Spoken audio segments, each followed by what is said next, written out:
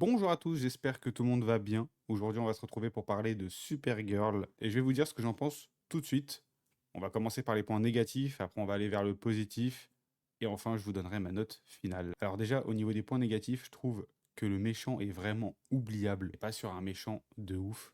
C'est vraiment un méchant de seconde zone. Je le comparais à Whiplash si c'était dans le MCU. Spoiler, c'est pas du tout mon méchant préféré. Je trouve qu'on voit pas assez ses pouvoirs, je le trouve pas vraiment mis en valeur. Déjà niveau chara design, je le trouve pas fou non plus. Vraiment, chara design, zéro, le perso. Ensuite, un des autres points négatifs qui pour moi est vraiment très important, c'est la bande son.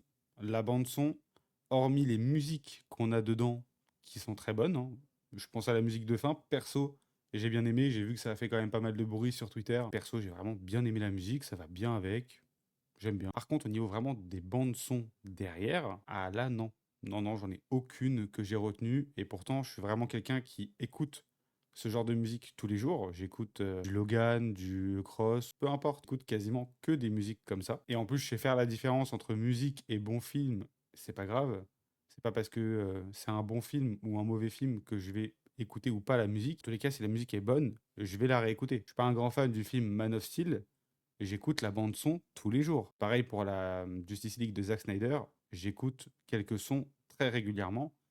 Et pourtant, c'est un des films que j'aime le moins. Donc ouais, quand même deux points négatifs qui sont très importants. Et la bande son, c'est vraiment ce que tu vas avoir tout au long du film. Pour moi ouais, c'est vraiment un des plus importants, quoi. Quelques plans CGI aussi. C'est très rare, hein, parce que au niveau du global, franchement, c'est beau. C'est pas du The Flash non plus. Mais c'est vrai qu'il y a des plans, c'est pas non plus la perfection, quoi. Surtout en 2026. Franchement, on pourrait faire vachement mieux. Mais en soi, en négatif, je crois que c'est tout ce que j'ai à dire du film. Maintenant, on va passer au côté positif. Il y en a quand même quelques-uns. Supergirl, Millie Alcock dans le rôle, incroyable. Vraiment, pour moi, c'est la meilleure Supergirl en live action.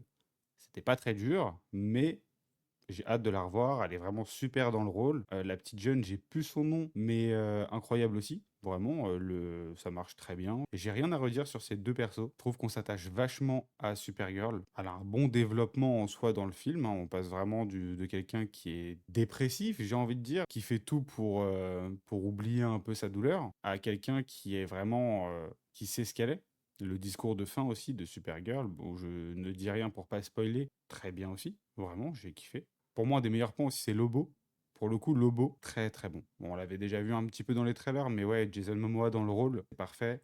Il n'y a rien à redire là-dessus. Il y a quelques plans de Lobo que j'ai vraiment kiffé pour le coup, même à la fin. Il fait un petit truc avec sa moto. C'est pas un spoil, on voit sa moto déjà dans la bande-annonce. Il fait un petit truc avec, j'ai vraiment l'impression de voir Lobo comme je le connais. Un bon petit point aussi, c'est que il n'y a pas de scène post-générique. Alors pourquoi c'est un bon point? Parce qu'au moins, ils font pas de scène post-générique s'ils sont pas sûrs de faire quelque chose avec la suite du film. Je sais pas si vous voyez ce que je veux dire, mais par exemple, le MCU ont tendance à faire beaucoup de scènes post-génériques et du coup en avoir plein sans suite. Et des fois, on va vers d'autres projets.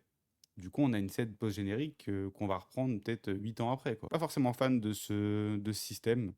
Je préfère avoir quelques scènes post-génériques de temps en temps ou une scène à la fin du film, hein. Juste une scène à la fin du film qui te tease quelque chose. Là, il y en a quand même une petite, mais c'est très léger. C'est vraiment, on s'en doutait. Il n'y a pas un caméo à la fin ou quoi que ce soit. D'ailleurs, je crois qu'on n'a pas de caméo en particulier dans le film, qui a un bon point aussi. On n'est pas là pour faire forcément du fanservice, mais raconter une histoire. Et en termes d'adaptation, du coup, je ne peux pas juger, malheureusement, parce que je n'ai pas lu, donc ce serait vraiment donner un avis en mentant. J'aime bien. Ça se trouve, en ayant lu le comics, j'aimerais moins. Ma note globale du film, on va dire que c'est un 7 sur 10. Hier soir, j'aurais mis 8.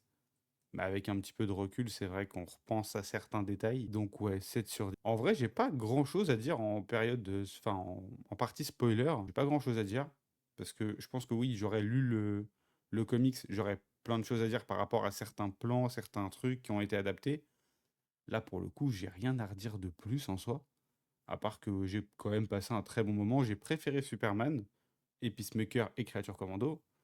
Il se met tout en bas du DCU pour l'instant, mais pas un bas négatif. C'est vraiment, voilà, j'ai préféré d'autres projets, mais il est tout en bas, quoi. Malheureusement. Après, il faut forcément quelqu'un qui est tout en bas. Donc voilà pour cette petite critique.